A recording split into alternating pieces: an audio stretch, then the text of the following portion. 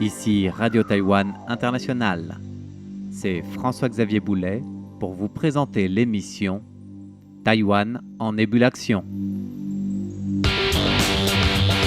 Nous allons nous intéresser aujourd'hui aux technologies de fécondation artificielle à travers l'expérience du professeur Wang Chengwei, qui est le vice-président du Centre de fertilité Huayu de Taïwan.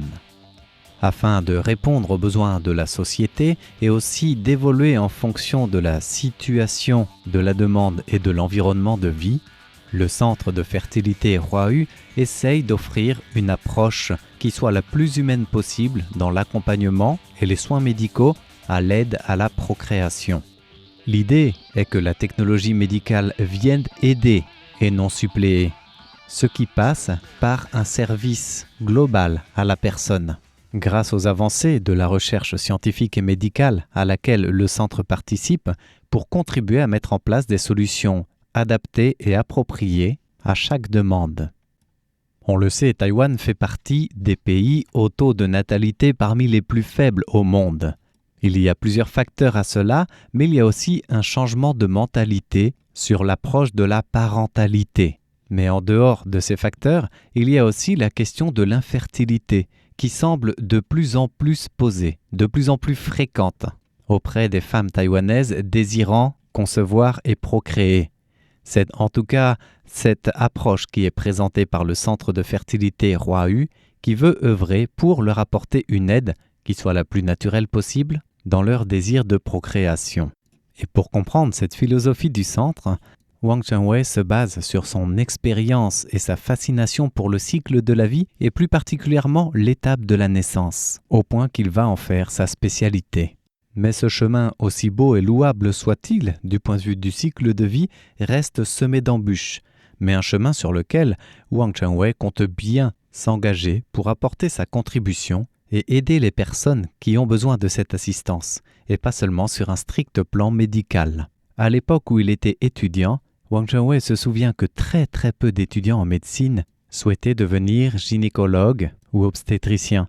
C'était un domaine de médecine difficile, trop de travail, trop d'études, trop de présence et de permanence à l'hôpital pour assurer les naissances, le suivi des nouveau-nés, etc. Et pourtant, c'est bien dans ce domaine qu'il va s'orienter après une expérience qu'il a vécue durant sa formation et qui a vraiment joué un déclic. Une rencontre qui fait que pour lui, la médecine devenait une vraie vocation.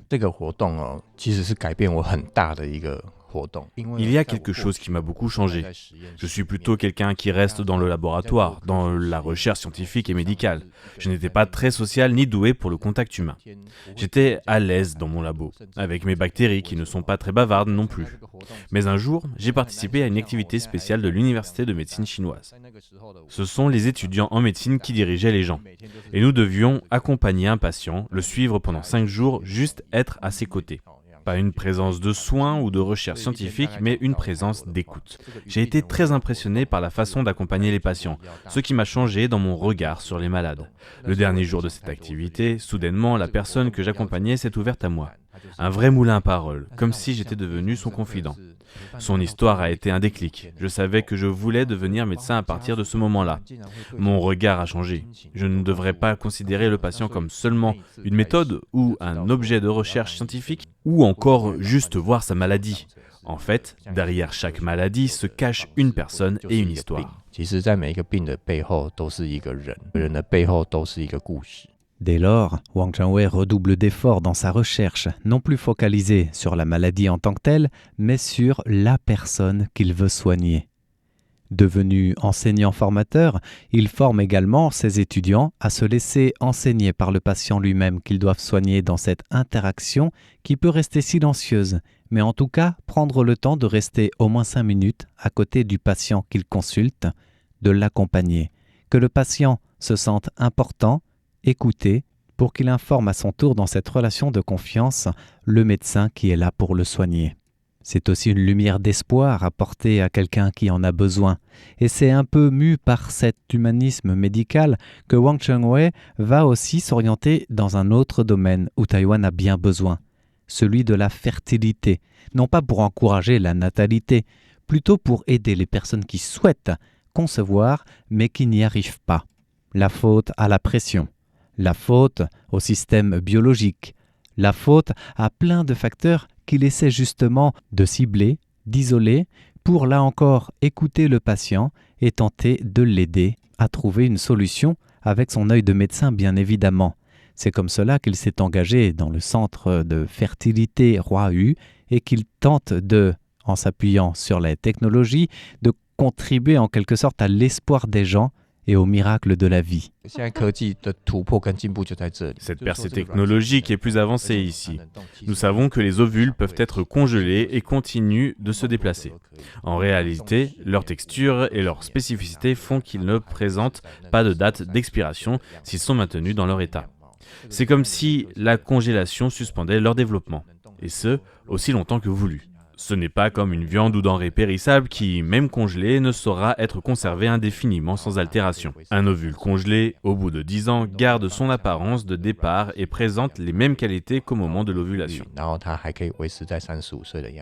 Tout en accompagnant humainement ses patients, le professeur Wang Chengwei continue le volet de la recherche pour tenter de mieux comprendre encore le développement naturel des ovules, leur vieillesse dans ce processus, l'horloge biologique du corps, le nombre d'ovulations, et surtout pour tenter de déceler pourquoi la ménopause est-elle de plus en plus précoce aujourd'hui, surtout à Taïwan. C'est d'ailleurs tout un pan du volet de recherche qu'il mène actuellement, sans encore de vraies réponses. Nous ne savons pas aujourd'hui encore précisément pourquoi, mais nous recherchons les raisons. Une chose est sûre, la qualité de l'environnement de vie joue énormément, qu'il s'agisse du rythme de vie, de travail, la qualité de l'air, la pollution, la qualité de l'eau, la nourriture, etc. Tous ces facteurs affectent progressivement le développement biologique du corps et contribuent à l'accélération du vieillissement cellulaire et donc aussi de la production des ovules. Le corps ne le ressent pas forcément car le changement est progressif, mais la réalité de ce vieillissement accéléré est bien présente. C'est pour ça que dès qu'une jeune femme arrive à 25-30 ans, elle ne doit pas attendre de vouloir enfanter pour se préoccuper de sa santé biologique et de l'état de son système reproductif.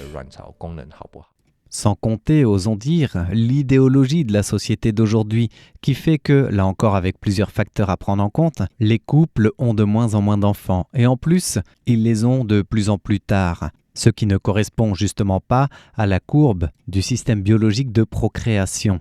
Et c'est là qu'intervient le centre de fertilité Roi-U qui peut proposer des solutions les plus proches d'une fécondation naturelle grâce à l'avancée de ces technologies, grâce au savoir-faire que Taïwan a mis en place aussi dans ce domaine de la fécondation artificielle ou assistée. Taïwan a un système d'aide à la fertilité qui est très développé. Dans ce domaine médical, Taïwan égale largement les avancées des pays européens par exemple. Au niveau du développement technologique biomédical, Taïwan est très avancé. D'ailleurs, avant l'épidémie, de nombreux étrangers se rendant à Taïwan pour ce qu'on appelle le tourisme médical venaient pour cette assistance à la fertilité. Au niveau du taux, cela représente environ un quart du tourisme médical pré-épidémie. Certains patients viennent même des États-Unis et d'Europe, pas seulement des pays d'Asie du Sud-Est, de Chine ou de Hong Kong. Taïwan possède cette technique de fécondation artificielle reconnue à l'échelle mondiale. En plus, nous bénéficions aussi d'un service de qualité et de frais moins onéreux qu'en Occident, par exemple, qui peuvent attirer des patients des autres pays. Avec ses équipes, le professeur Wang Chengwei tente d'apporter sa pierre à l'édifice de la lutte contre les grossesses difficiles et problèmes de fertilité à Taïwan.